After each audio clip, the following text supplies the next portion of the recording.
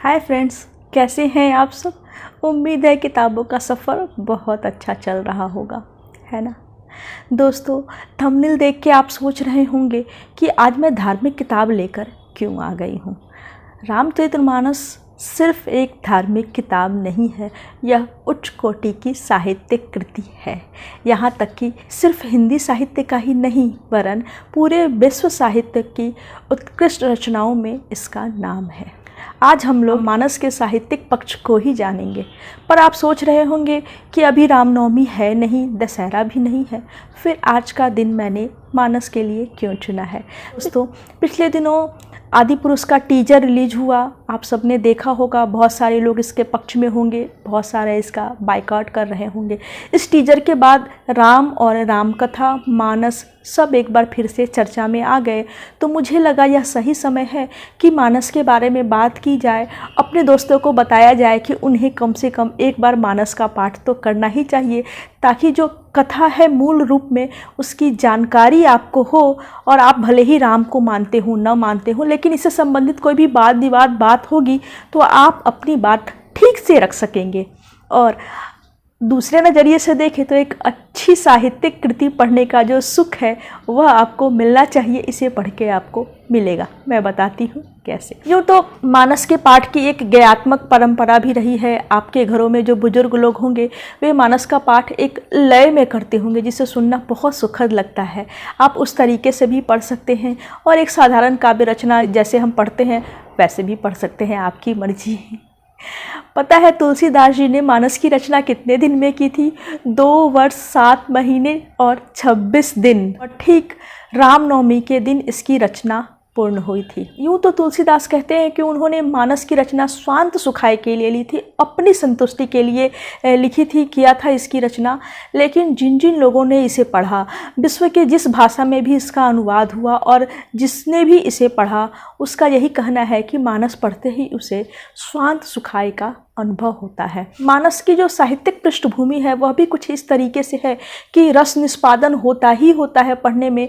आपका पात्रों के साथ और पूरी रचना के साथ एक साधारणीकरण हो जाता है और रचना आपको बहुत प्रिय, बहुत अपनी लगने लगती है। और जो पात्र हैं उसके सुख दुख के साथ आप उसी रौ में बहने लगते हैं। भारतीय काव्य शास्त्र से अगर आपका परिचय है तो इसमें काव्य के 6 अंग माने गए हैं: रस, ध्वनि, अलंकार, रीति, वाकोक्ति और उत्पत्ति। तो मानस में इन सभी का समावेश है। यही कारण है कि यह बहुत जल्दी आपको अपनी लगती है और कथा इतनी रोचक और इतनी बांधने वाली लगती है। अगर हम एक उपन्यास और या एक काव्य की दृष्टि से देखें तो उसमें हमें क्या चाहिए होता है जो बांध के रखे या जो पसंद आए। यही कि कोई उसका एक नायक हो, उसमें एक प्यारी सी कथा हो, उसकी एक अच्छी सी भाषा हो, और जो कथा हो, कथानक हो, उसमें एक नायक का द्वंद्व और संघर्ष हो, उसमें कोई विलन हो, उसमें प्रकृति चित्रण हो, उसमें धार्मिक भावनाएं हो। यह सभी कुछ यहाँ है। साथ ही नायक की विजय है यहाँ और एक संघर्षपूर्ण जीत है। राम की जीत जो है, रावण पे विजय है, वह साधारण विजय नहीं है। इसके लिए उन्होंने बहुत संघर्ष किया, उस संघर्ष के बाद मिली हुई जीत है। और वह लंका का राज्य नहीं लेते हैं, उन्हें रावण को हरा के अपनी प्रिया वापस लेनी थी। तो लंका का राज्य वो बाकायदा रावण के ही भाई को दे देते हैं कि यह तुम्हारा हक है, तुम रखो, मैं तो अपने अयोध्या में ही संतुष्ट हूँ, खुश हूँ, वहीं जाऊँगा, वहीं रहूँगा। तो जो पूरी घटना है, पूरी कहानी है, वह आपको बांध के रखती है। छंदबद्धता हो, रस हो, अलंकार हो, रस निष्पत्ति हो, सब कुछ यहाँ है जो मिलके इसे एक अच्छी रचना बनाते हैं।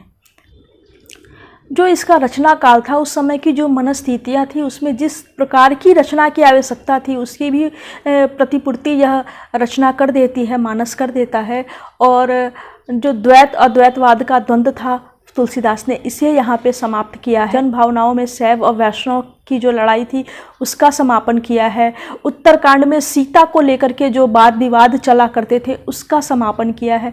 तो इन सभी कारणों से एक तो इसका लोक पक्ष जो है, किसी भी काव्य रचना को सफल बनाने में लोक पक्ष का भी महत्वपूर्ण योगदान होता है। तो जो मानस का लोक पक्ष है वो इन्हीं सब कारणों से काफ़ी उदात्त है। कुछ प्रसंग इसमें इतने अच्छे बने हैं साहित्यिक दृष्टिकोण से, जैसे कि राम जब सीता की खोज में निकलते हैं, रावण उसका हरण करके चला जाता है, तो एक साधारण पुरुष का किस तरीके से वियोग हो सकता है कि हे खग, हे मृग, हे मधुकर श्रेणी, तुम देखी सरिता मृगनयनी। राम साधारण व्यक्ति की तरह विह्वल होकर, चूंकि वे जंगल में है तो एक एक फूल पत्ते से, लताओं से, जानवरों से पूछते हैं कि सीता कहाँ है। राम भरत मिलाप जो है उस प्रसंग को देखिए, पंक्तियाँ किस तरीके से लिखी गई हैं।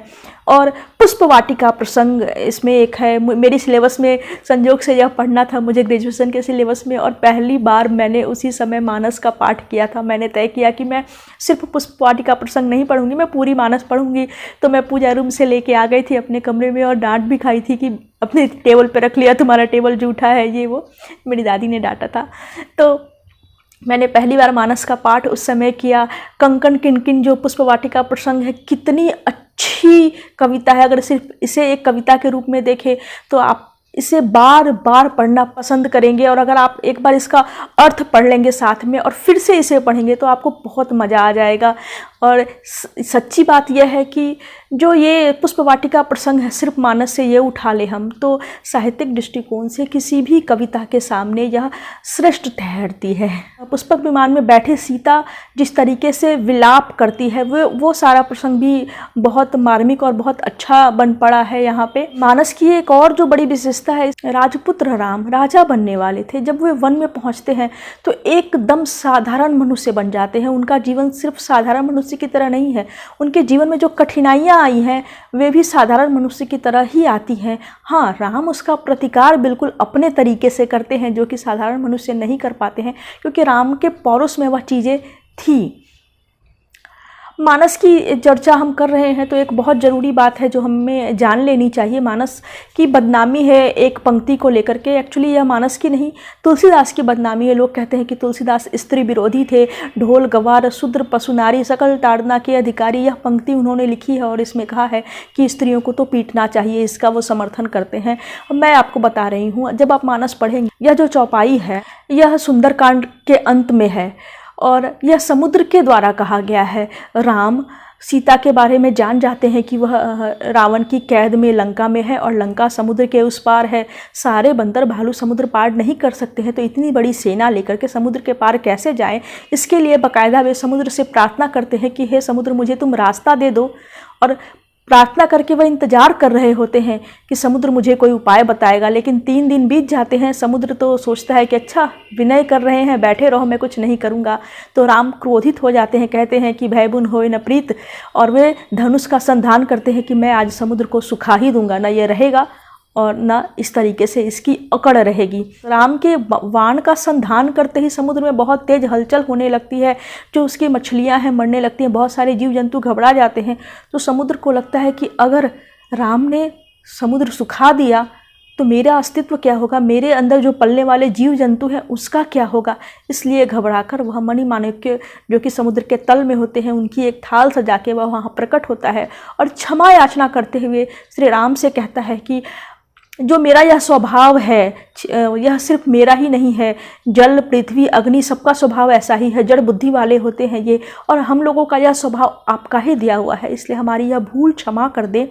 और आपने एक अच्छा काम किया, धनुष का संधान जो किया है, इससे मुझे एक सीख मिली।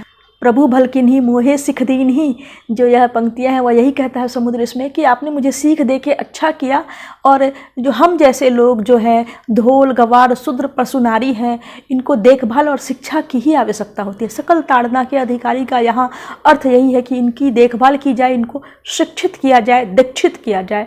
ऐसे भी अगर आप इस अर्थ को नहीं भी समझते हैं तो जो समुद्र क्षमा याचना करते हुए खड़ा होगा कोई भी व्यक्ति, तो क्या वह यह कहेगा कि मैं तो पीटने का अधिकारी हूँ, मेरे जैसे और जितने लोग हैं, स्त्रियां हों या ढोल कवार, उन सबको आप पकड़ के पीटो, तो फिर क्षमा किस बात की, है ना। तो अगली बार जब कोई कहे कि ढोल गवार शूद्र पशु नारी, ये जो पंक्ति है इसमें कहा गया है कि स्त्रियों को पीटना चाहिए, तो आप खुले दिल से इसका विरोध कर सकते हैं।